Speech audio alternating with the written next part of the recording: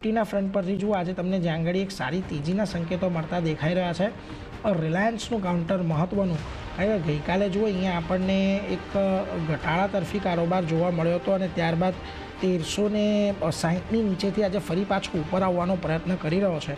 કુનાલજી, Reliance ઘણો મહત્ત્વનું counter, કારણ કે જો ગઈકાલે આપણને 1360ની નીચે બંધ થતો દેખાયો, એક બહુ મહત્ત્વના સપોર્ટ હતા, ત્યાંથી થોડો અત્યારે ઉપર આવવાનો પ્રયાસ કરી રહ્યો છે. આ લેવલ તમને લાગે છે અત્યારે એન્ટ્રી કરવી જોઈએ?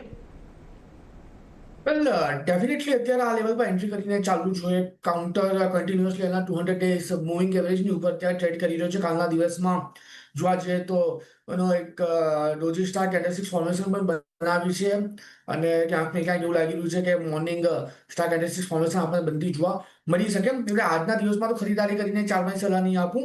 કાલના દિવસમાં કાઉન્ટર આ લેવલ પર જો સસ્ટેન થાય છે તો પછી જે લો બનાવેલો છે રિસેન્ટ ડેઝમાં 1340નો, એ 1340ના એસએલની સાથે આપણે ખરીદારી કરીને ચાલવાની સલાહ આપીશું.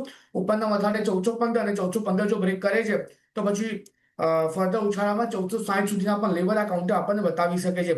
એટલે વ્યૂ ડેફિનેટલી પોઝિટિવ સાઈડનો છે. ખરીદી કરીને ચાલવાની સલાહ રહેશે, બટ ખરીદી આપણે કાલના દિવસમાં કરીને ચાલીશું 1340ના એસએલની સાથે. એટલે જો આ સસ્ટેન થતો દેખાય તો આપણે આવતીકાલે ખરીદી કરજો. અત્યારે 1340નો એક સ્ટોપ લોસ ત્યારે રાખજો. મહત્ત્વનું રહેશે કે આ લેવલ પર ટકે છે કે નહીં એની અંગે જોવું. તપનજી, તમારી સાથે પણ રિલાયન્સ પર એક ચર્ચા કરવી છે, કારણ કે જો ગયા અઠવાડિયે આપણને અહીંયાથી એજીએમ આવતી દેખાય, એઆઈ માટેની એક નવી તેઓ સબસિડરીનું ગઠન કરી રહ્યા છે, જીઓના આઈપીઓની વાત કરી દીધી છે કે કદાચ 2026ના પહેલા હાફમાં અહીંયાથી આપણને જીઓનો આઈપીઓ આવતો દેખાય, અને રિટેલ માટેની કે પછી O2C કે ન્યૂ એનર્જી માટેનો પણ એક સારો પાથ અત્યારે આપણને દર્શાવવામાં આવ્યો છે.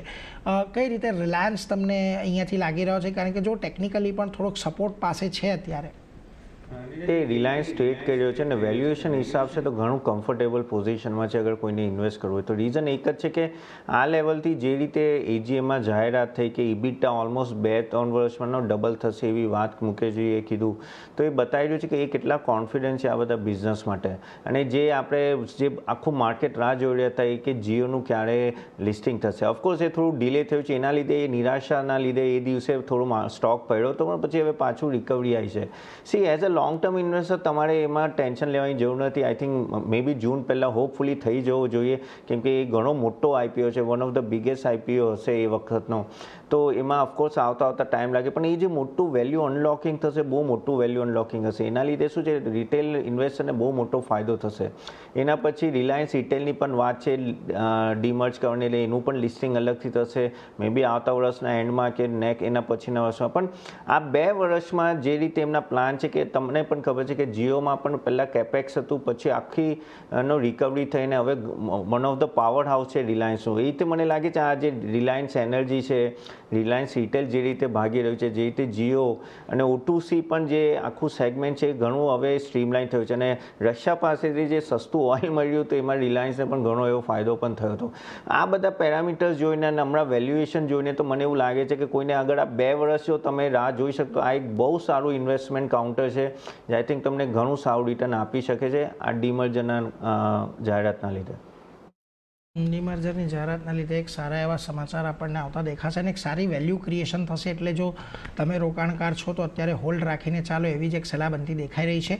અને વાત રિલાયન્સની ચાલી રહી છે એટલે તમારા માટે એક સ્ટાન્ડર્ડ ડિસ્ક્લેમર કે CNBC બજાર અને નેટવર્ક 18 એક ટ્રસ્ટ અંતર્ગત કામ કરે છે, જેને થતા લાભો સીધા રિલાયન્સ ઇન્ડસ્ટ્રીઝને મળે છે, એટલે એના પર એક ફોકસ ખાસ રાખતા રહેજો. આગળ વધીએ. આજે હવે અન્ય કાઉન્ટર પર ચર્ચાને આપણે આગળ વધારવું છે, કારણ કે જો આજના દિવસે આપણને જાંગડી થોડીક તેજી સાથેની શરૂઆત જોવા મળી રહી છે. એમાં એક કાઉન્ટર ખાસ કરીને HDFC લાઈફનું પણ છે. 1% જેટલો જુઓ ઉછાળો આજે આપણને અહીંયા આવતો દેખાઈ રહ્યો છે.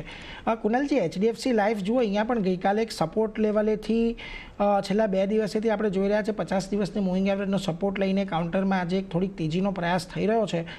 કઈ રીતે અહીંયા ધ્યાન રાખશો? શું આ ટ્રેન્ડમાં અત્યારે થોડુંક સવાર થવું જોઈએ? 789 પાસે કાઉન્ટર ટ્રેડ કરે છે અને મને એવું લાગે છે કે આવનારા દિવસોમાં ઇન્સ્યોરન્સ સેક્ટર વધારે પડતું ફોકસમાં રહેશે. ત્રણ સેક્ટર છે જે વધારે પડતા ફોકસ રહેશે. એક તો ઓટો સેક્ટર છે, FMCG છે એટલે કન્ઝ્યુમર ડ્યુરેબલ, અને ત્રીજું જે છે એ છે આપણે ઇન્સ્યોરન્સ સેક્ટર. જે પ્રમાણે વડાપ્રધાન શ્રી મોદી સાહેબે જીએસટી કટ કરવાની વાત કરી છે. ડાયરેક્ટ બેનિફિશિયરી આ સેક્ટર છે અને એના બેઝ પર આવનાર દિવસમાં સારી એવી રેલવેનું એક્સપેક્ટેશન આપણે આ બધા કાઉન્ટરમાં રાખી શકીએ.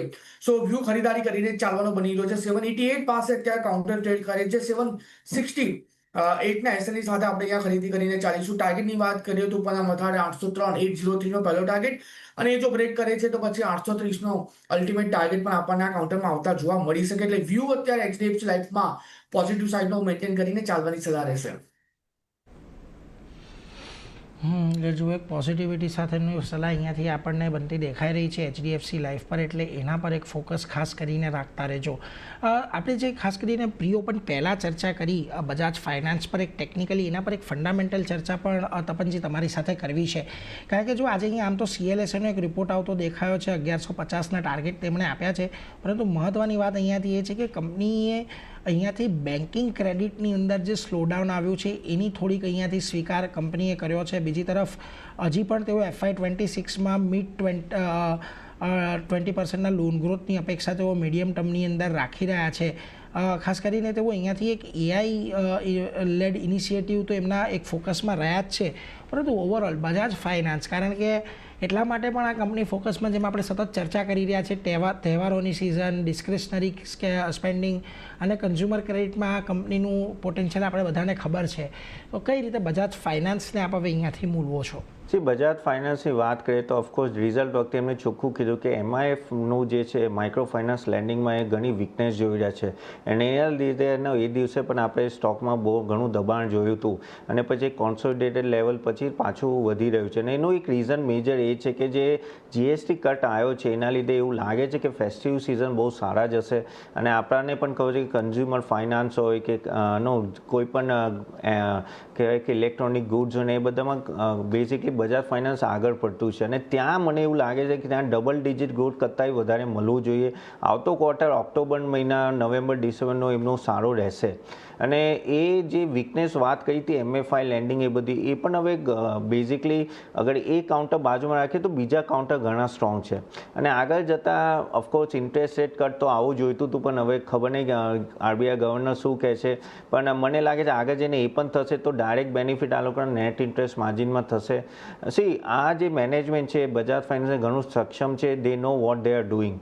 એટલે ઓફકોર્સ જે જ્યાં એમને વીકનેસ છે ત્યાં એ લોકો કામ કરી રહ્યા હશે અને આઈ થિંક આ જે બે ક્વાર્ટર હવે, કેમ કે ડોમેસ્ટિક માટે બહુ સારા છે, ત્યાં બજાજ ફાઇનાન્સનો બહુ મોટો હોલ્ડ છે.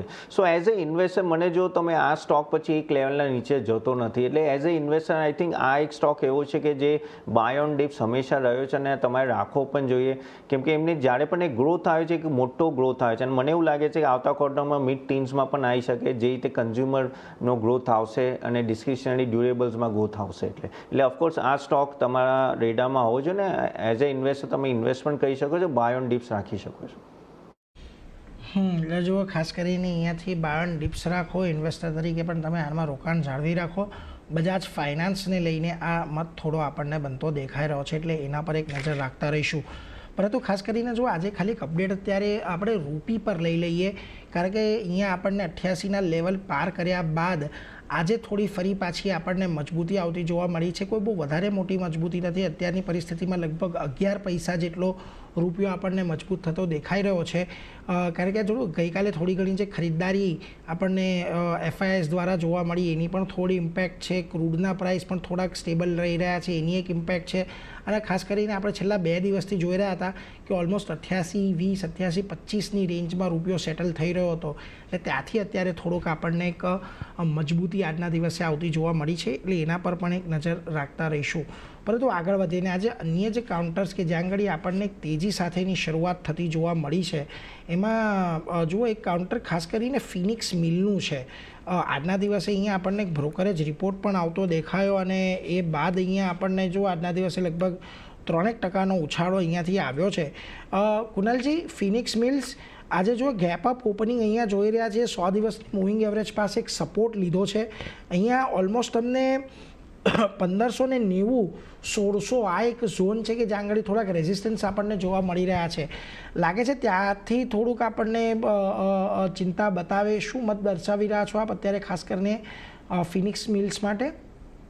વેલ વ્યૂ મારો અત્યારે ટોટલી સાઇડવેઝનો છે. નો ડાઉટ આજના દિવસમાં ગેપ અપ ઓપનિંગ આપણને જોવા મળ્યું છે અને 100 MA ઉપર ત્યાં સ્ટોક ટ્રેડ કરી રહ્યો છે. બટ પાછલા ઘણા દિવસોથી સ્ટોક 200 ડેઝ મૂવિંગ એવરેજનું રેઝિસ્ટન્સ ફેસ કરી રહ્યો છે અને અત્યારે ઉપર 200 ડેઝ મૂવિંગ એવરેજ 1590 ના લેવલ પર આવતું આપણને જોવા મળી રહી છે.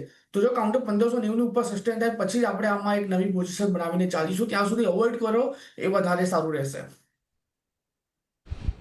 ત્યાં સુધી જો થોડું અવોઇડ કરો. અત્યારે થોડુંક એવું મત બનતો દેખાઈ રહ્યો છે ફિનિક્સ મિલ્સને લઈને, એટલે એના પર એક ફોકસ ખાસ કરીને અહીંયાથી રાખતા રહીશું.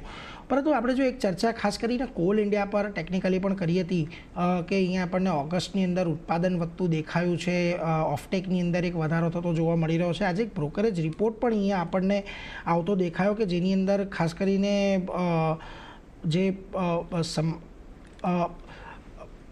પાવરની માંગ છે એને વચ્ચે થોડીક નબળી રહી છે, છતાં પણ એક અહીંયા આપણને ઇન્વેન્ટરી એક દરેક થર્મલ સ્ટેશનની અંદર એક રેકોર્ડ લેવલ પર છે.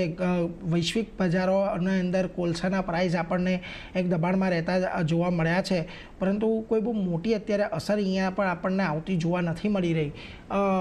કોલ ઇન્ડિયા આમ તો બહુ મોટી એન્ટિટી છે તપનજી, અને આપણે જોઈ રહ્યા છીએ અત્યારે છેલ્લા ઘણા સમયથી આ કાઉન્ટરમાં એક બહુ મોટું કરેક્શન આવી ગયું છે.